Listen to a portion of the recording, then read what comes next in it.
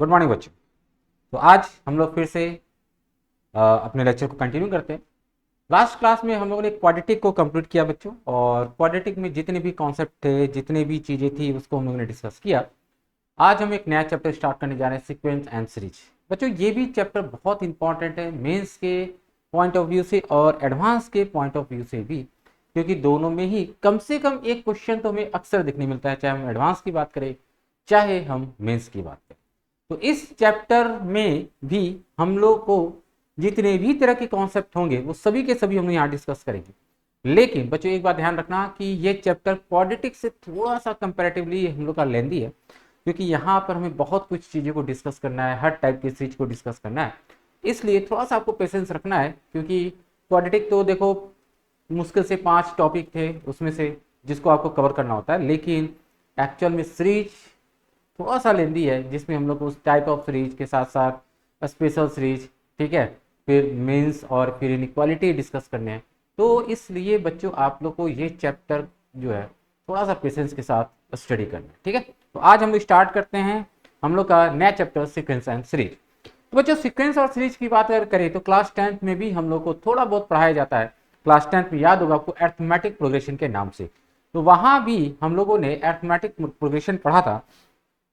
तो बच्चों arithmetic progression जो हमने पढ़ा था तो वहां पर आप लोग को चीजें बताई गई हो कि सीक्वेंस क्या होता है, सीरीज क्या होता है, प्रोग्रेशन क्या होता है, ठीक है। और कुछ 2-3 फॉर्मूला भी आपने डिस्कस किया होगा। एनएटम का फॉर्मूला अरिथमेटिक प्रोग्रेशन में, सम ऑफ अरिथमेटिक प्रोग्रेशन पढ़ा होगा, थोड़ा सा एम अरिथमेटिक मीन पढ़ा होगा।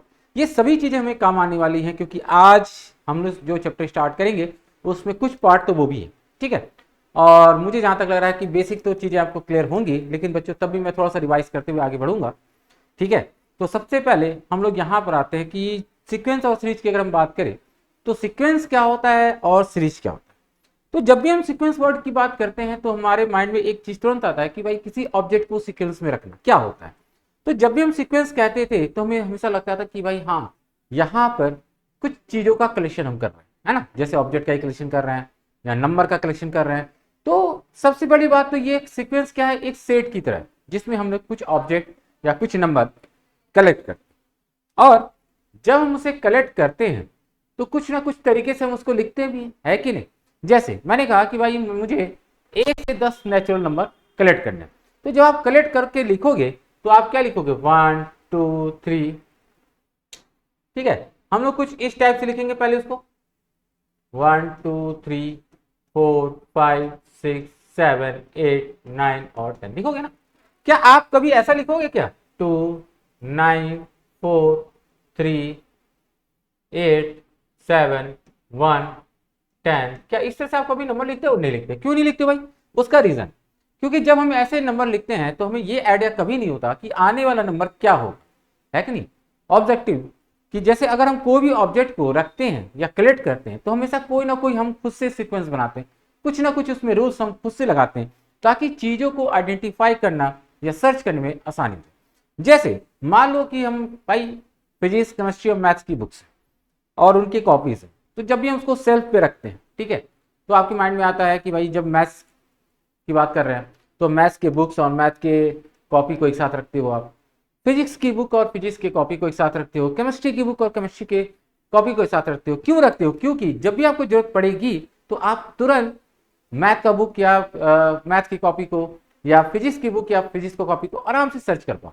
लेकिन वही आप सोचो कि ये सारे बुक और कॉपी को रैंडमली आपने कलेक्ट किया होता और अगर आपसे कोई कहा था कि भाई मुझे फिजिक्स की कॉपी दिखाओ, तो शायद आपको थोड़ा सा टाइम तो लग ही जाता। इस वजह से हम क्या करते हैं, जब भी किसी चीज को कलेक्ट करते हैं तो कोई ना कोई उसमें रूल अप्लाई कर देते हैं, कोई ना कोई हम उसमें सीक्वेंस लगाते हैं, जिससे वो चीजों को आराम से या अच्छे तरीके से अरेंज कर पाए, और साथ ही साथ जब भी हम उसे कुछ ढूंढना पड़े या कुछ चीज खोजना पड़े हम तुरंत से फाइंड आउट करें। तो बिल्कुल यही चीज सीक्वेंस के साथ है कि जब हम सीक्वेंस की बात करते हैं तो sequence no doubt it is a collection of objects.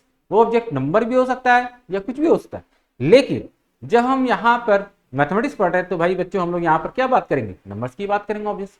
तो इसलिए मैं हर जगह यहाँ पर नंबर की बात करूंगा, ना कि ऑब्जेक्ट की बात करूंगा। तो अब हम जब सीक्वेंस की बात कर रहे हैं तो सीक्वेंस क्या कहेगा कि भाई आप कुछ नंबर को कलेक्ट करते हो, लेकिन जब कलेक्ट करते हो तो आप कुछ ना कुछ तरीके से लिखते हो, कुछ ना कुछ पैटर्न या कुछ ना कुछ रूल्स अप्लाई करते हो, ताकि आपको लिखने में समझने में आसानी, ठीक।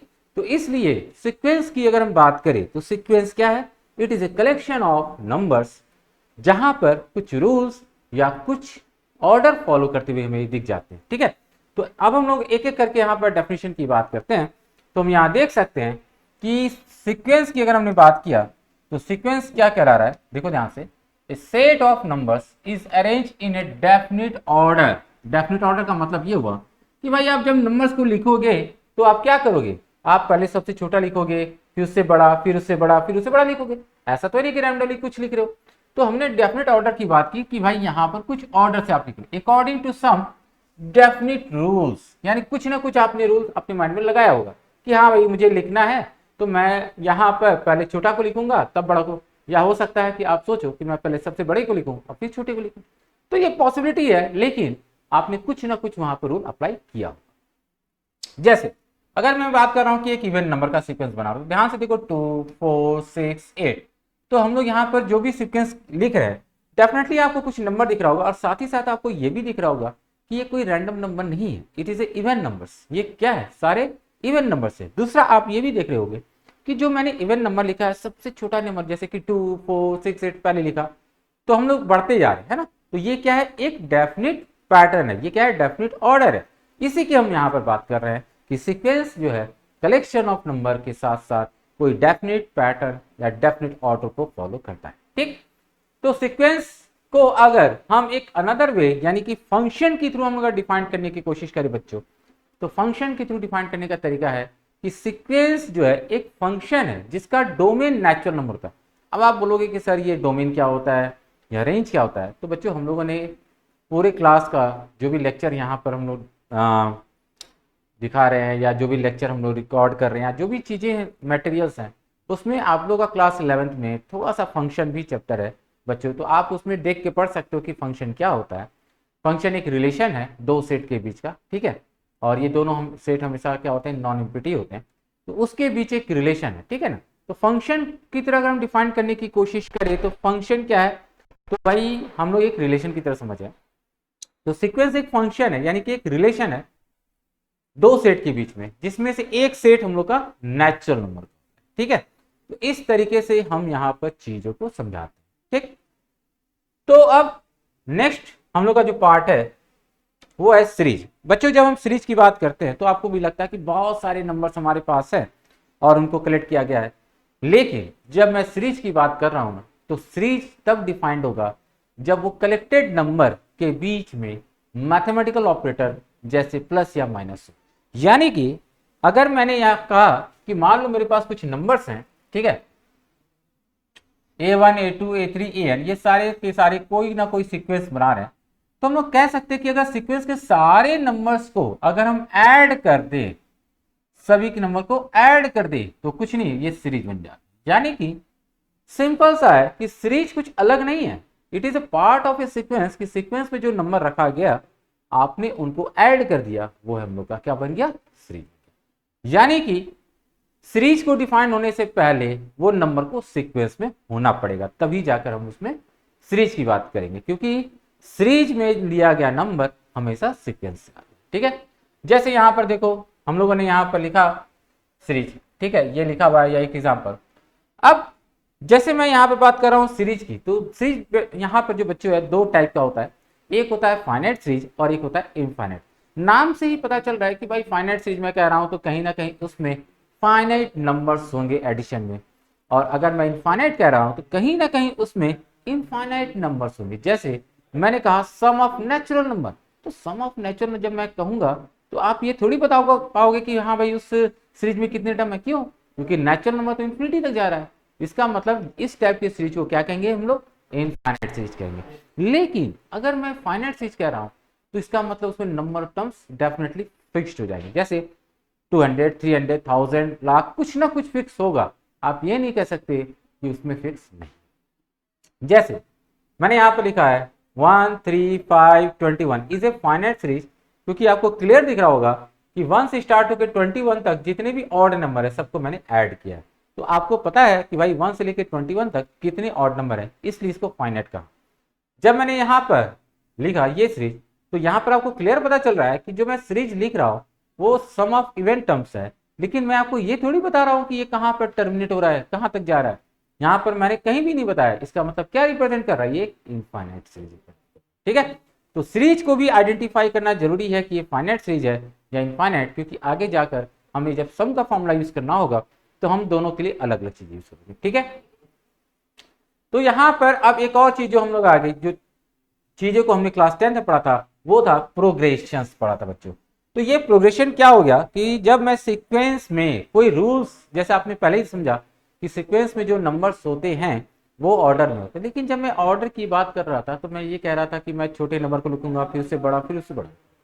लेकिन मैंने आपसे ये कभी नहीं कहा कि सीक्वेंस में जो भी हम नंबर लेंगे वो 3 के मल्टीपल ही होने चाहिए, 2 के मल्टीपल ही होने चाहिए, ऐसा कुछ भी मैंने नहीं कहा। तो जब हम प्रोग्रेशन आएंगे तो प्रोग्रेशन में हम ये बात कहेंगे कि भाई अब जो भी नंबर हमने लिया सीक्वेंस में उसको कोई सर्टेन पैटर्न फॉलो करना चाहिए। सर्टेन पैटर्न का क्या सेंस होता है, जैसे ध्यान से देखो, मैं लिख रहा हूं 3 7 11 15 19। ठीक है, ध्यान से देखो, मैं एक नंबर ये लिख रहा हूं और एक ये लिख रहा हूं। आपको यहां पर कुछ पैटर्न दिख रहा होगा कि भाई यहां पर जो डिफरेंस है ना 4 है सर, है कि नहीं। यहां पर डिफरेंस क्या दिख रहा है, 4 है। तो आपको लगा कि नहीं, ये तो कुछ ना कुछ पैटर्न बन रहा है भाई, क्योंकि यहां पर हर एक नंबर के बीच का डिफरेंस 4 आ रहा है। लेकिन जैसे ही आप यहां पर बात करोगे तो यहां पर कुछ भी ऐसा नहीं है। इसका मतलब ये सीक्वेंस हो सकता है, लेकिन बच्चों ये प्रोग्रेशन नहीं हो सकता। प्रोग्रेशन के लिए कोई ना कोई पैटर्न एग्जिस्ट करना चाहिए, चाहे डिफरेंस कांस्टेंट हो जाए, चाहे उनका रेशियो कांस्टेंट हो जाए, कुछ भी ऐसा, तभी जाकर हम उसे प्रोग्रेशन कहेंगे। तो प्रोग्रेशन जब भी आपके सामने होगा तो आपके माइंड में तुरंत आना चाहिए कि सर ये जो भी है उसमें कोई ना कोई रूल अप्लाई हो रहा हो। ठीक है, कोई ना कोई पैटर्न हम लोग का एग्जिस्ट कर रहा होगा, तभी जाकर ये हम लोग का क्या बनेगा, हम लोग का ये प्रोग्रेशन बनेगा। ठीक है, अब इसके बाद बच्चों हम लोग यहाँ पर जो चीजें बेसिक डिस्कस किए हैं उसके बाद हम लोग डिस्कस करेंगे अरिथमेटिक प्रोग्रेशन को। एक्चुअल में देखो, हम लोग को जो मेंस या जो एडवांस का सिलेबस है, तो देखो यहाँ पर 3 टाइप के प्रोग्रेशन पढ़ने हैं, अरिथमेटिक प्रोग्रेशन, ज्योमेट्रिक प्रोग्रेशन और हार्मोनिक। हार्मोनिक प्रोग्रेशन जो है वो मेंस के सिलेबस में नहीं है, ठीक है, वो सिर्फ जेई के सिलेबस में है। लेकिन हम लोग यहाँ पर हार्मोनिक प्रोग्रेशन को भी डिस्कस करने वाले हैं, क्योंकि भाई क्या है कि हार्मोनिक प्रोग्रेशन चूंकि जेई का भी सिलेबस है एडवांस का, तो उसको भी हम यहाँ डिस्कस करेंगे। और हम लोग का यहाँ पर जो भी लेक्चर है बच्चे वो मेंस और एडवांस दोनों के लिए, इसलिए उसको भी कंसिडर। लेकिन अगर कोई बच्चा मेंस की तैयारी कर रहा है तो हार्मोनिक प्रोग्रेशन को छोड़ सकता है, क्योंकि it is not a part of our syllabus. So now अब हम लोग स्टार्ट करते हैं अरिथमेटिक प्रोग्रेशन। तो क्लास 10 पे हमने क्या सीखा था, कि क्या पढ़ा था अरिथमेटिक प्रोग्रेशन के बारे में।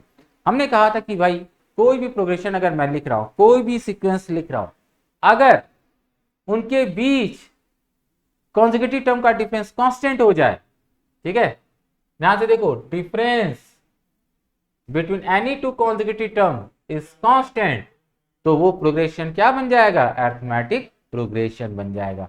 यानी कि अगर मैं यहां पर नंबर लिख रहा हूं, ठीक है, 5 11 70 23 29, तो ध्यान से देखो यहां पर डिफरेंस क्या रहा है, 6 6 6 6 आ रहा है। तो ये कॉन्जिक्यूटिव के बीच का डिफरेंस चूंकि 6 दिख रहा है हर जगह, इसलिए इसको कहा जाता है अरिथमेटिक प्रोग्रेशन। एक और चीज, कभी कभी किसी के माइंड में क्वेश्चन आ सकता है कि सर मान लीजिए ऐसा हो जाए कि मैं यहां पर 2 5 लिख रहा हूं, ठीक है, फिर यहां पर 8 लिख रहा हूं, 11 लिख दिया, ठीक है, और फिर हम लोग यहां पर वापस 8 लिख दें, तो क्या ये अरिथमेटिक प्रोग्रेशन है। तो सबसे पहले बात बताओ कि यहां से यहां तक 3 है, ठीक, यहां से यहां तक 3 है और यहां से तक।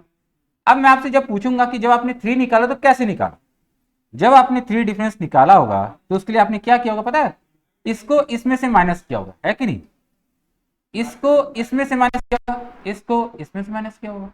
नो डाउट इन दोनों का डिफरेंस भी 3 है, लेकिन वो कब होगा, जब 11 में से 8 जाएगा। लेकिन जब इसमें से इसको घटाओगे ना तो ये -3 आएगा बच्चों। यही चीज कंफ्यूजन होता है कि सर डिफरेंस आप जो कहते हो 3, एक्चुअल में क्या मतलब है? इसका मतलब ये है कि हमेशा नेक्स्ट माइनस प्रीवियस होना चाहिए हर बार, तब जाकर वो एपी होगा। ऐसा नहीं कि आप बीच में चेंज कर दो चीजों को, यानी कि प्रीवियस माइनस नेक्स्ट कर दो। छोटी सी चीज है लेकिन बहुत काम की चीज है, क्योंकि अक्सर हम इसमें कंफ्यूजन हो जाती है। तो जब भी हम कोई सीक्वेंस की बात करें जहां पर हमें कुछ ऐसा पैटर्न दिख जाए जहां पे कॉन्जिक्यूटिव का डिफरेंस अगर हमें कांस्टेंट आ जाए तो हम उसको कहेंगे अरिथमेटिक प्रोग्रेशन। क्लास 10 में बिल्कुल हमने यही चीज पढ़े थे। अब यहां पर हम बात करते हैं कि जैसे अगर मेरे पास कुछ भी लिखा गया है अरिथमेटिक प्रोग्रेशन, तो वहां पर क्या हम एक कोई ऐसा तरीका है जिससे हम अपने अरिथमेटिक प्रोग्रेशन को एक जनरल वे में रिप्रेजेंट कर पाए? यानी कि मेरे माइंड में ये है कि भाई यहां पर ध्यान से देखो, जैसे मैं यहां लिख रहा हूं A1 A2 A3, ये AN, ये किसमें है भाई? AP में। ठीक, तो मैंने यहां पर लिखा कि A2 minus A1, A3 minus A2, A4 minus A3, ये क्या दिख रहा है? कांस्टेंट दिख रहा है। AN minus AN minus 1 constant है। तो मैंने ये कहा कि ये जो कांस्टेंट है ना, इसको कहा जाता है कॉमन डिफरेंस। क्या कहा जाता है? Common difference. ठीक है, ये चीजें आप क्लास 10 में पढ़े थे, मैंने इसको फिर से बता दिया कि जो कॉन्जिक्यूटिव का डिफरेंस दिख रहा है हर जगह, वो हम लोग का कहलाता है कॉमन डिफरेंस। ठीक है, ये हम लोग का कॉमन डिफरेंस है। अब यहां पर जो हम लोग का सीक्वेंस स्टार्ट हो रहा है, कहां से स्टार्ट हो रहा है भाई? A1 से स्टार्ट हो रहा है, तो इसको हम लोग कहते हैं फर्स्ट टर्म। इसको क्या कहते हैं? फर्स्ट। ठीक है, यहां से सीक्वेंस स्टार्ट होती है। तो अब मेरा ऑब्जेक्टिव ये है कि क्या मैं अपने अरिथमेटिक प्रोग्रेशन को, पूरे टर्म को मैं फर्स्ट टर्म और कॉमन डिफरेंस के हेल्प से लिख सकता हूं? बिल्कुल लिख सकते हैं। और क्यों लिख सकते हैं इसका रीजन मैं आपको बता रहा हूं, क्योंकि ये एक फिक्स्ड पैटर्न में एग्जिस्ट करता है। इस वजह से हम यहां पर हर एक टर्म को फर्स्ट टर्म और कॉमन डिफरेंस से लिख सकते हैं। कैसे लिखा जाता है उसको मैं समझा दे रहा हूं। तो यहां से देखो, हम लोग का ये कॉमन डिफरेंस है। हम कॉमन डिफरेंस को जनरली यहाँ पर स्मॉल डी से रिप्रेजेंट करते हैं। बच्चों ध्यान रखना, स्मॉल ए हम लोग जब भी लिखेंगे तो वो होगा फर्स्ट टर्म, स्मॉल डी का मतलब होगा कॉमन डिफरेंस। अब मैंने आपसे कहा कि भाई यहाँ पर हर एक टर्म को मुझे ए और डी से रिप्रेजेंट करना है। कैसे करना है? तो ध्यान से देखते जाओ भाई। A2 माइनस A1 जो है वो मेरा क्या है? डी होगा। कॉमन डिफरेंस हमने क्या माना है? डी माना है। तो A2 क्या हो जाएगा? A1 प्लस डी हो जाएगा। और A1 क्या है? स्मॉल ए। आगे A प्लस डी। नाउ अब अगर मैं A3 माइनस A2 को भी डी ले लूं, क्योंकि भाई हर एक का डिफरेंस तो डी ही आ रहा है, तो A3 भी हम लोग A3 माइनस A2 भी डी होगा। अब A3 इक्वल टू क्या हो जाएगा? A2 प्लस डी हो जाएगा। अब A2 क्या है भाई? A प्लस डी, जो हमने निकाला अभी। अब जैसे इसको सिंप्लीफाई करोगे A प्लस 2। उसी तरह से A4 माइनस A3 ये भी डी होगा। और A4 जो होगा वो A3 प्लस डी होगा। A3 हमने क्या माना हुआ है? A प्लस 2 डी अभी निकाला है। यहाँ पुट करो तो ये हो जाएगा A प्लस। ठीक है, तो बच्चों आपने देखा ना कि हम लोग यहाँ पर A और D की हेल्प से हर एक टर्म को लिख सकते हैं। तो हम लोग ये कह सकते हैं कि भाई हम लोग का अरिथमेटिक प्रोग्रेशन का भी एक जनरल वे होगा रिप्रेजेंट करने का A और D की हेल्प से, और वो वे है दिस। तो यहां ध्यान से देख रहे हो आप, ये चीजें जो मैंने लिखा है ये हम लोग का सेकंड टर्म है, ये हो गया थर्ड टर्म, ये हो गया फोर्थ टर्म, और इससे बढ़ रहा है। ठीक, अगर मैंने इसका nth टर्म लिखा आगे जाकर, तो nth टर्म पता है क्या लिखेंगे? A plus n minus 1 into D. और आगे हम इसी चीज को डिस्कस करने वाले हैं, nth टर्म और लास्ट टर्म। तो इसका मतलब ये है कि कोई भी अगर आप अरिथमेटिक प्रोग्रेशन चाहो तो इस फॉर्मेट में लिख सकते हो। ठीक है, चाहे उसका 100 टर्म हो चाहे 200 टर्म, डजंट मैटर, आराम से आप लिख सकते हो। ठीक है, अब यहां पर हम लोग चीजों को, जो हम लोग के लिए इंपॉर्टेंट है बच्चों, वो है यहाँ पर nth टर्म, क्योंकि बहुत सारे प्रॉब्लम जो भी स्टार्टिंग में सॉल्व करने वाले हैं वो सिर्फ nth टर्म से होंगे। ठीक, इसलिए यहाँ पर जो सबसे इंपॉर्टेंट फॉर्मूला है वो nth टर्म का है।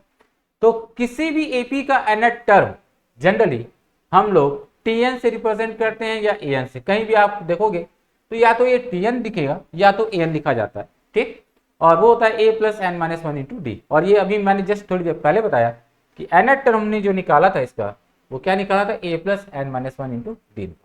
अब आपके माइंड में जरूर क्वेश्चन है कि सर आपने ये चीज कैसे फाइंड आउट किया। बहुत ही सिंपल सा चीज है, ध्यान से ऑब्जर्व करो। अगर मैंने कहा फोर्थ टर्म, तो फोर्थ टर्म जो मैंने निकाला उसका मतलब क्या, फोर्थ प्लेस पे जो टर्म आता है उसकी वैल्यू। फोर्थ प्लेस पे जो टर्म आ रहा है वो क्या है, a प्लस 3d है कि नहीं। अब फोर्थ टर्म अगर आप ध्यान से देखो तो मैं एक चीज बता रहा हूं, फोर्थ टर्म जब आप निकाल रहे हो तो ए तो है, वो ए का जो कोफिशिएंट है वो कहीं नहीं चेंज हो रहा है, कहीं भी ए का कोफिशिएंट नहीं चेंज हो रहा है। क्या चेंज हो रहा है भाई, डी का कोफिशिएंट चेंज हो रहा है। और कैसे चेंज हो रहा है ये भी देख लो। अगर आप फोर्थ टर्म लिखते हो ना तो डी का कोफिशिएंट 4 माइनस 1 हो जाएगा। अगर आप सेकंड टर्म लिखते हो ना तो डी का कोफिशिएंट 2 माइनस 1 हो जाएगा। अगर आप थर्ड टर्म लिखते हो ना तो डी का कोफिशिएंट 3 माइनस 1 हो जाएगा। यानी कि जो प्लेस वैल्यू है उसको 1 से माइनस करने पर डी का कोफिशिएंट मिल जाता है। तो जब मैंने आपसे कहा कि nth टर्म मुझे चाहिए, nth प्लेस पे जो टर्म चाहिए, तो डी का कोफिशिएंट क्या हो जाएगा, n माइनस 1। बहुत ही सिंपल सा तरीका था जिसको हम लोगों ने यहाँ पर यूज किया nth टर्म को फाइंड आउट करने। तो इस तरीके से एपी का nth टर्म मिलता है हमें। तो एपी का जो nth टर्म है उसको हम लोग a plus n minus 1 into d से रिप्रेजेंट। कुछ और भी चीजें हैं जो मैं आपको यहाँ पर बताने जा रहा हूँ, बहुत ही इंपॉर्टेंट चीज है, बहुत ही अच्छी चीजें हैं जिसको आप ऑब्जर्व कर सकते हो। कोई भी एपी का nth टर्म जो है वो एक्चुअल में हम लोग का जनरेटिंग टर्म होता है। जनरेटिंग टर्म क्यों कहते पता है, क्योंकि मैं nth टर्म के थ्रू कोई भी एपी का कोई भी टर्म फाइंड आउट कर सकता हूं। जैसे अगर मैंने कहा कि भाई इसका मुझे 10th टर्म निकालो, तो पता है क्या करेंगे, n की जगह सिर्फ और सिर्फ 10 पुट कर दो, t10। तो ध्यान से देखो a प्लस 90 आ रहा है ना, और यही चीज हमने फाइंड आउट किया था पहले। तो इसका मतलब हमें ये चीज लग रहा है कि भाई यहाँ पर हम n की जगह पुट करते जाएंगे ना तो हमें कोई भी इस सीक्वेंस का कोई भी टर्म मिल सकता है। अगर 100 टर्म भी पूछा जाए n की जगह 100 पुट कर दो। तो मतलब ये है कि हम लोग nth टर्म एक जनरेटिव टर्म के फॉर्म में यूज कर सकते हैं। दूसरी चीज, जब भी आप किसी भी एपी का nth टर्म लिखते हो, पता है इसमें एक ही चीज से वेरिएबल होती है, बाकी ये हमेशा कांस्टेंट होता है। मतलब कोई भी एपी अगर आप लिखते हो, ठीक है, एपी का nth टर्म, तो अगर आप ध्यान से ऑब्जर्व करो तो हम लोग का जो ए होता है ना बच्चों, ए वो होता है कांस्टेंट और डी क्या होता है कांस्टेंट। क्योंकि किसी भी एपी का फर्स्ट टर्म और कॉमन डिफरेंस क्या भी वैरी नहीं कर सकता, क्योंकि अगर ये वैरी कर गया ना तो ये एपी रहेगा ही। इसलिए इस बात को तो हमेशा ध्यान रखना कि ए और डी जो है वो हमेशा कांस्टेंट होता है, ठीक है। तो ए और डी यहाँ पर क्या है, हम लोग का कांस्टेंट, ठीक है। अगर ये कांस्टेंट हो गया तो ध्यान से देखो, मैं किसी भी एपी का nth टर्म अगर लिखूंगा तो मैं चाहूं तो इस तरह से लिख सकता हूं, a प्लस मैंने डी से अंदर मल्टीप्लाई कर दिया एन डी माइनस डी, ठीक है। अब ध्यान से देखो, मैं इसको इस तरीके से लिख सकता हूं एन इंटू डी प्लस ए माइनस डी, ठीक है। अब ध्यान से देखते जाइएगा, यहां पर जैसे मैंने कहा ए और डी कांस्टेंट है, तो ये क्या हुआ भाई, एक कांस्टेंट टर्म को रिप्रेजेंट करेगा, ठीक। डी भी क्या रिप्रेजेंट करेगा, एक कांस्टेंट को रिप्रेजेंट करेगा। तो आपको ऐसा नहीं लग रहा है कि ये जो मैं एपी का nth टर्म लिख रहा हूं ये और कुछ नहीं एन का एक पॉलिनोमियल फॉर्म दिख रहा है कि नहीं, एन का एक पॉलिनोमियल। अब जैसे आपने कहा कि सर यहाँ पर ए और डी कांस्टेंट है, तो मैं ए और डी की कोई वैल्यू ले सकता हूँ। जैसे मान लो मैंने एक एपी का फर्स्ट टर्म ले लिया 2 और कॉमन डिफरेंस ले लिया 3, इसका nth टर्म क्या आना चाहिए, ध्यान से देखते जाना। डी की जगह 3 रख दो जरा, तो 3n, और ए की जगह 2 और इसकी जगह तो -1 आ रहा है।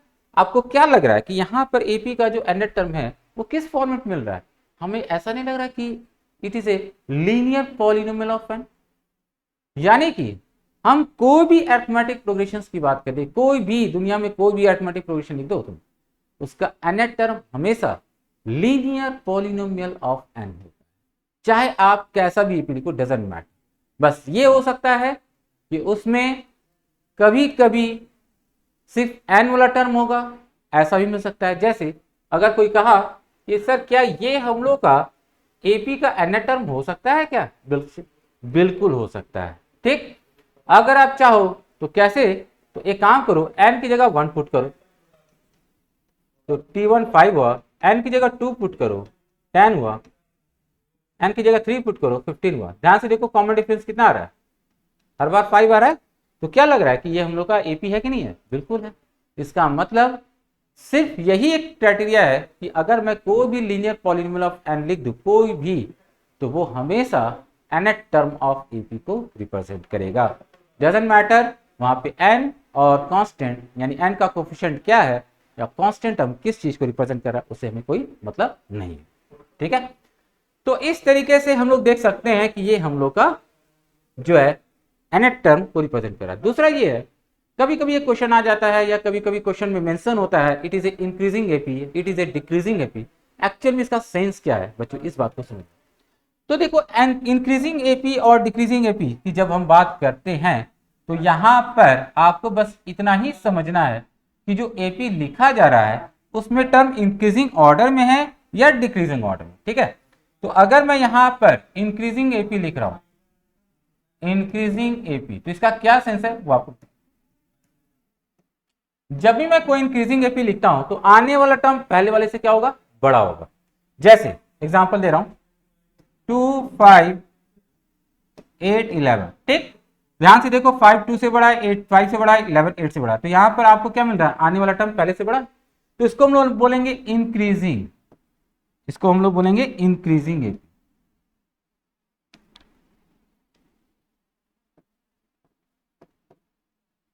Increasing AP. ठीक है, अब मैं अगर बात कर रहा हूं डिक्रीजिंग एपी,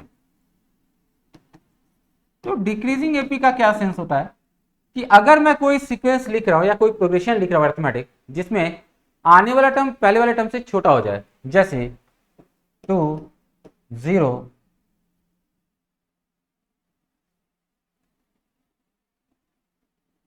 -2 -4 इस टाइप से, तो ये जो मैं लिखूंगा तो ध्यान से देखो आने वाला टर्म पहले वाले से क्या हो रहा है, छोटा हो रहा है, इसलिए इसको मैं लिखूंगा डिक्रीजिंग। ठीक है, अब आपके माइंड में क्वेश्चन तो आएगा कि सर क्राइटेरिया क्या रखते हैं जिसके अकॉर्डिंग हम ये आइडेंटिफाई कर सके कि कोई भी प्रोग्रेशन इंक्रीजिंग एपी या डिक्रीजिंग है। वो बेटा डिपेंड करता है कॉमन डिफरेंस पे, सिर्फ कॉमन डिफरेंस पे। अगर हम लोग का डी ग्रेटर देन 0 है, अगर डी यानी कि discriminant sorry common difference greater than 0 है, तो हम उस केस में कहेंगे कि वो हमारा इंक्रीजिंग एपी है। अगर ये कहा जाए कि अगर डी लेस देन 0 है तो उस केस में होगा डिक्रीजिंग एपी। मतलब इंक्रीजिंग और डिक्रीजिंग का सेंस बस कॉमन डिफरेंस से किया जाता है, डी पॉजिटिव है या डी नेगेटिव। ठीक है, अब आपके माइंड में क्वेश्चन जरूर आ गया सर डी 0 हो जाए तो क्या होगा। बच्चों अगर डी 0 हो जाएगा ना तो वो सीक्वेंस का हर एक टर्म क्या हो जाएगा, बराबर हो जाएगा, तब वो सेंस नहीं रहता कि हम उसको एपी कहते हैं या जीपी। ठीक है, इसलिए डी को 0 नहीं लिया जाता। ठीक, तो ये हम लोग का फॉर्मूला हो गया भाई कि हम लोग इस चीज से आइडेंटिफाई कर सकते हैं कि हम लोग को यहाँ पर एपी क्या होगा। अब देखो कभी कभी क्या होता है कि कुछ बेसिक क्वेश्चन होते हैं, जैसे आपको nth टर्म के दिया गया है, आपको बोला जाएगा कि सेकंड टर्म निकालो, थर्ड टर्म निकालो, फर्स्ट टर्म निकालो, ऐसे क्वेश्चन पूछे जाते हैं। ये बहुत ही बेसिक सा क्वेश्चन होता है बच्चों, जिसको आप आराम से n की वैल्यू पुट करके फाइंड आउट कर सकते हो। ठीक है, अब नेक्स्ट इंपॉर्टेंट पॉइंट जो है वो हम लोग ये देख रहे हैं कि मान लो किसी एपी में हमने लास्ट टर्म पता हो। ठीक है, मतलब हम लोग अब उल्टा की ओर देख रहे हैं। ठीक है, हम उल्टे से टर्म को फाइंड आउट कर रहे हैं। तो मान लो लास्ट टर्म हम लोग का एल है और डी कॉमन डिफरेंस है, तो हम लोग को बताना है mth term from the and. तो हम लोग उल्टा काउंट करना स्टार्ट करेंगे, है कि नहीं। जैसे ध्यान से देखो, मान लो A2 A3 इस तरह से जा रहा है an-1l। ठीक है, अब अगर आपसे बोला जाए कि लास्ट टर्म l है, कॉमन डिफरेंस d है, तो mth टर्म लिखोगे तो क्या करोगे, ज्यादा से ज्यादा सीरीज को रिवर्स कर दोगे, उल्टा लिख दोगे। तो जब उल्टा लिखोगे तो l पहले आ जाएगा, है कि नहीं, l पहले आ जाएगा, फिर हम लोग का कुछ इस टाइप से जाएगा और a लास्ट हो जाएगा। ठीक, अब आप यहां पर क्या निकाल लो, mth टर्म निकाल दो। तो इसमें बस एक चीज चेंज होगा, वो ये होगा कॉमन डिफरेंस। अगर डी यहाँ पॉजिटिव है तो यहाँ पर डी हो जाएगा नेगेटिव। क्यों हो जाएगा भाई, क्योंकि पहले अगर ये इंक्रीजिंग जीपी एपी होगा तो अब जाकर क्या हो जाएगा, डिक्रीजिंग है, इसलिए डी अगर यहाँ पॉजिटिव है तो डी यहाँ नेगेटिव होगा। तो अगर हम लोग mth टर्म निकालेंगे तो सिंपल सा फॉर्मूला है, फर्स्ट टर्म की जगह l आ जाएगा m-1 और d जो यहाँ पॉजिटिव ले रहे हैं, यहाँ d क्या हो जाएगा, नेगेटिव साइन के साथ आ जाएगा, क्योंकि d हम लोग का नेगेटिव बन जाएगा। तो अगर कभी क्वेश्चन में अगर आपसे पूछा जाए कि भाई इंड से फिफ्थ टर्म निकालो, तो आपको बस इंड वाला टर्म पता होना चाहिए, बाकी फॉर्मूला आप ये यूज कर सकते हैं। एक और इंपॉर्टेंट क्वेश्चन जो है वो हम यहाँ देख सकते हैं कि mth term from the end, अगर हमें निकालना है mth term from the end, तो ये बिगनिंग से क्या होगा ये हम लोग को ऑब्जर्व करना है, ठीक है। तो हम इसको देख सकते हैं कि mth term from the end जो होता है वो n minus m plus one from the beginning होता है। मतलब ये फॉर्मूला बहुत काम आता है बच्चों, आगे भी काम आएगा। कोई एक सीक्वेंस दिया गया है, ठीक है, और अगर आपसे कहा जाए कि इंड से फिफ्थ टर्म निकालो, ठीक है, जैसे इसको मैं एक एग्जांपल से समझा रहा हूं, ध्यान से देखो।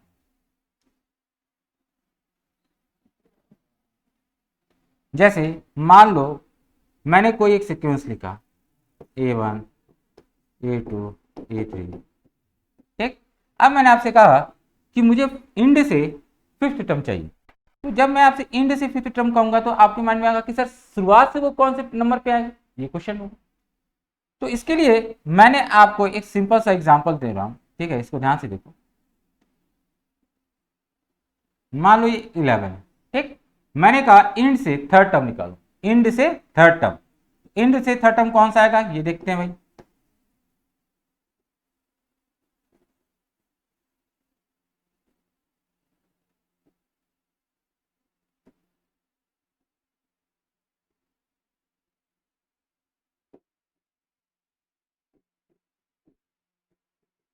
ठीक, तो इंड से थर्ड टर्म क्या बन रहा है, A9 बन रहा है। अब मैंने आपसे पूछा कि ये एक्चुअल में स्टार्टिंग से क्या बन रहा है।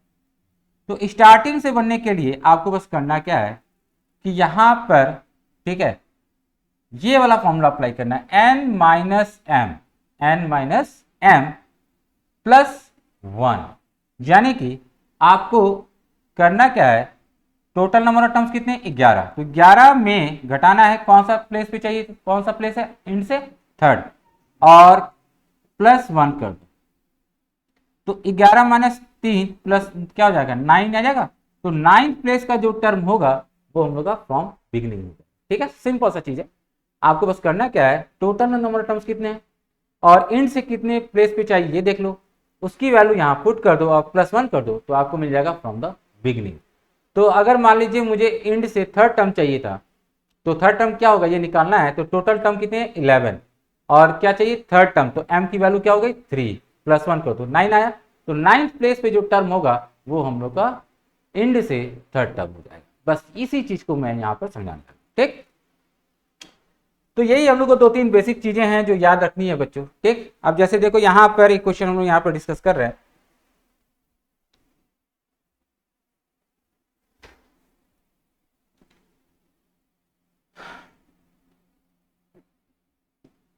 जैसे हम लोग को दिया कि find the first negative term of the sequence. बच्चों हम लोगों ने एपी में बहुत सारे क्वेश्चन तो डिस्कस किए हैं, तो मैं बहुत बेसिक क्वेश्चन तो स्टार्ट नहीं कर रहा हूँ, जो क्लास 10th में आपने पढ़ा उसको थोड़ा सा रिवाइज कर लेना। मैं चीज़ों को थोड़ा उससे आगे बढ़ा के डिस्कस कर रहा हूँ कि जैसे मान लो कि अगर मान लीजिए हम लोग को यहाँ पर इस सीक्वेंस का first negative term find out करना है, तो सबसे पहले आपके माइंड में क्या आएगा कि सर यहाँ पर अगर मुझे first negative term find out करना है तो यहाँ पर फर्स्ट नेगेटिव टर्म निकालने का तरीका क्या होगा। तो सबसे पहली बात तो ये जान लेना कि फर्स्ट नेगेटिव टर्म आप तब निकाल सकते हो जब सीक्वेंस या अरिथमेटिक प्रोग्रेशन डिक्रीजिंग। तो ध्यान से देखो ये डिक्रीजिंग ऑर्डर है कि नहीं, डिक्रीज ऑर्डर। इसका मतलब अब इसी सिचुएशन में हम फर्स्ट नेगेटिव टर्म निकालने का तरीका क्या है वो मैं आपको बता रहा हूं। हम लोग जब फर्स्ट नेगेटिव टर्म निकालते हैं तो हम लोग उसको मान लेते हैं कि लेट फर्स्ट नेगेटिव टर्म जो है, first negative term equal to an, ठीक है। अच्छा आप बोलोगे सर आपने an क्यों माना। देखो बच्चों एक बात ध्यान रखिएगा, an जो होता है ना उस AP का कोई भी टर्म हो सकता है, चाहे हम 5th की बात करें, चाहे 100 की बात करें, चाहे 20 की बात करें। तो इससे आपको कोई फर्क नहीं पड़ना चाहिए कि सर आप an ही क्यों ले रहे हो। मैं an को कोई भी टर्म मान सकता हूँ, क्योंकि मुझे यहाँ पर फर्स्ट नेगेटिव टर्म मानना है, निकालना, इसलिए मैंने फर्स्ट नेगेटिव टर्म को an ले लिया। और यूजुअली आप यही करोगे कि जब भी कोई टर्म फाइंड आउट करना है आप उसी को an मानोगे, ठीक है। तो हम लोग मान लेते हैं कि फर्स्ट नेगेटिव टर्म क्या है an। अब an का फॉर्मूला क्या होता है बच्चों, ये हम लोग देखते हैं, a plus n minus one into D होता है, ठीक। अब ध्यान से देखना भाई, मैं वैल्यू पुट नहीं कर रहा हूँ, एक चीज बता रहा हूँ उसका यूज आप करोगे। हम लोग को दिया क्या कि फर्स्ट नेगेटिव टर्म क्या है भाई, नेगेटिव है भाई। तो ये हम लोग का an जो होगा वो डेफिनेटली लेस देन 0 होना चाहिए, है कि नहीं। तो an जब लेस देन 0 होगा तो इसका मतलब a plus n minus one into D भी क्या होगा, लेस देन 0 होगा। अब आपको बस करना क्या है, यहां पर एक इनइक्वालिटी मिल रही है, इसको सॉल्व करना है। इसके लिए आपको n यूज करना है। तो यहां पर ध्यान से देखिए n इक्वल टू, ठीक है, एन इक्वल टू, अगर हम लिखेंगे टू डी, ये ध्यान से देखो ये क्या हो जाएगा माइनस है, ठीक। तो n into d minus d, n into d, ये क्या हो जाएगा डी माइनस है, ठीक। अब ध्यान से देखना, मैं डी से इसको डिवाइड कर, लेकिन ऑब्जर्व करो यहां पर डी क्या है, नेगेटिव है, क्योंकि जब भी फर्स्ट नेगेटिव टर्म की बात की जाएगी तो वहां ध्यान रखना वो हम लोग का डी नेगेटिव ही रहे। तो जब डी से डिवाइड करोगे तो इनइक्वालिटी का साइन क्या होगा, रिवर्स होगा, इस बात को भाई भूलना नहीं है। तो हम लोग जैसे यहाँ पर डी से डिवाइड करेंगे तो डी माइनस ए अपॉन टी, हमारे पास ये एक रिलेशन आता है। अगर आपको बच्चों ये याद रहा ना, तो आप तुरंत फाइंड आउट कर सकते हो कि हाँ भाई एन क्या होना चाहिए जिससे हमें फर्स्ट नेगेटिव टर्म। तो एन हमें ये बता रहा है कि एन की क्या वैल्यू लेंगे जिससे फर्स्ट नेगेटिव टर्म मिलेगा। अब आपको बस करना है क्या है, ये जो मैंने फॉर्मूला बताया इसमें ए और डी की वैल्यू पुट करो यहाँ, ठीक है। देखो यहाँ पर पुट कर रहे हैं हमें, और देखो कैसी चीजें आराम से सॉल्व होगी। एन ग्रेटर देन डी क्या आ जाएगा भाई, डी आ जाएगा 19 1/4 माइनस 20, ठीक है। तो ये हम लोग का जो होगा 77/4 माइनस 20, ये हो जाएगा हम लोग का -3/4, ठीक है ना। ध्यान से देखो ये हम लोग का आ जाएगा -3/4। तो डी की वैल्यू जो है वो है -3 माइनस ए, माइनस ए क्या है भाई 20 है, फिर -3/4। अब इसको थोड़ा सिंप्लीफाई करो, तो हम लोग यहाँ पर जैसे इस चीज को सिंप्लीफाई करते हैं तो ये हम लोग का जो आएगा -83/4 और -3/, ठीक है। सिंप्लीफाई करते हैं, एन जो आ रहा है ना वो क्या आ रहा है, ध्यान से देखो 4 और 4 कैंसिल आउट हो गया, 83/, ठीक। और ये हम लोग का जो होगा 27.33 आएगा, ठीक। ये एन, लेकिन आपको ध्यान क्या रखना है, ये एन नहीं दे रहा, एक्चुअली एन जो है उससे बड़ी वैल्यू लेनी है। तो हमें ध्यान रखना है कि एन क्या होता है, नेचुरल नंबर, यानी आपको वो नेचुरल नंबर फाइंड आउट करना है जो जस्ट 27.33 से बड़ा है, और वो क्या होगा 28। यानी कि एन अगर हम 28 रखेंगे तो हम लोग को क्या मिलेगा, फर्स्ट नेगेटिव टर्म मिलेगा। अब आपके माइंड में क्वेश्चन आएगा, सर अगर हम 29 ले लें तो क्या दिक्कत है। एक्चुअल में क्वेश्चन कभी कोई चेंज भी किए जाते हैं, जैसे अगर आपसे पूछ दिया जाए कि बताओ सेकंड नेगेटिव टर्म क्या होगा या थर्ड नेगेटिव टर्म क्या होगा, कैसे निकालोगे। तो होता क्या है कि जब आप फर्स्ट नेगेटिव टर्म निकाल लेते हो तो उसके बाद नेक्स्ट जो एन रिप्रेजेंट करता है वो सेकंड नेगेटिव टर्म को करता है। यानी कि अगर मैं एन की वैल्यू 29 लूंगा तो वहां पर मुझे मिलेगा सेकंड नेगेटिव टर्म। अगर मैं एन की जगह 30 रख दूंगा तो मुझे मिल जाएगा थर्ड नेगेटिव टर्म। यानी आपको हमेशा सबसे पहले ये फाइंड आउट करना है कि फर्स्ट नेगेटिव टर्म क्या है। जब फर्स्ट नेगेटिव टर्म आ गया तो third negative term, fourth negative term भी आप आराम से निकाल सकते हो। तो ध्यान रखना कि कभी भी अगर आपसे कहा जाए कि भाई यहाँ पर एन की वैल्यू निकालो, तो एन एक नेचुरल नंबर है और आपको वो नेचुरल नंबर लेना है जो 27.33 से जस्ट बड़ा हो रहा है बच्चों, यानी कि 28। तो 10 अगर हम 28 लेंगे तो ये रिप्रेजेंट करेगा फर्स्ट नेगेटिव टर्म, ठीक है। अब आपको अगर मालूम वो पूछा जाए कि भाई आप निकालो वैल्यू, तो आपको कुछ नहीं करना है, 828 की वैल्यू निकालनी। 828 क्या होगा देखते हैं हम लोग, a प्लस 27d होगा। a है 20 प्लस 27 इंटू -3/4। जैसे आप इसको कैलकुलेट करोगे ये हमें क्या दे देगा, ये हमें दे देगा फर्स्ट नेगेटिव टर्म दे देगा बच्चों, जो हम लोगों यहाँ पर कैलकुलेट किया। तो इस तरीके से हम लोग को first negative term, first positive term, second negative term, second positive term इस तरह से पूछे जाते हैं। तो बस ध्यान क्या रखना, ये जो मैंने फॉर्मूला बताया ये हमारे लिए बहुत इंपॉर्टेंट है। ये अगर याद रखोगे तो आप चीज़ों को आराम से तुरंत कैलकुलेट कर सकते हो। ए और डी की वैल्यू रखना, जो भी एन आएगा फ्रैक्शन में उससे जस्ट, डजेंट मैटर ये फ्रैक्शन या इंटीजर कोई फर्क नहीं पड़ता, अगर इंटीजर भी आता ना तो भी मैं इससे जस्ट बड़ी वैल्यू लेता। आपको बस ध्यान क्या रखना है कि यहाँ पर जो भी है उससे जस्ट बड़ा नेचुरल नंबर क्या है वो लेना। आपको डजेंट मैटर ये क्या है, 28 है, 29 है, 29.99, उससे कोई फर्क नहीं पड़ना चाहिए, ठीक है। तो एन की वैल्यू हम लोग को यहाँ पर 28 मिल रही है जो फर्स्ट नेगेटिव टर्म को रिप्रेजेंट कर रहा है। अगर हमको सेकंड नेगेटिव टर्म निकालना है तो हम n की जगह 29 लेंगे, और थर्ड नेगेटिव टर्म निकालना है तो n की जगह हम लोग क्या ले लेंगे, 30 ले लेंगे। ठीक, तो इस तरीके से फर्स्ट नेगेटिव टर्म कैलकुलेट की जाती है, उसका कॉन्सेप्ट सॉल्व करने का ये। तो आज हम लोग बच्चों इसी तरह से यहाँ तक ही रखते हैं लेक्चर्स में, जो चीज़ों को हमने कुछ बेसिक पढ़ाया, कुछ बेसिक चीज़ों को डिस्कस किया। नेक्स्ट क्लास में कितने टाइप के प्रॉब्लम हम लोग को मिलेंगे जहाँ पर, ठीक है, एनेट टर्म में, वो हम लोग डिस्कस करेंगे, जिससे आप लोग को थोड़ा सा रिवीजन भी हो जाएगा। ठीक है, और होपफुली आप लोग जिस तरह से क्वाड्रेटिक में हर चीज़ों को डीपीपी को सॉल्व किए उसी तरह से सीक्वेंस में भी स्टार्ट कर देना, और जो डीपीपी प्रोवाइड किया जाएगी उसको आप फॉलो करें। ठीक है, तो आज के लिए इतना ही। Good night and have a nice day.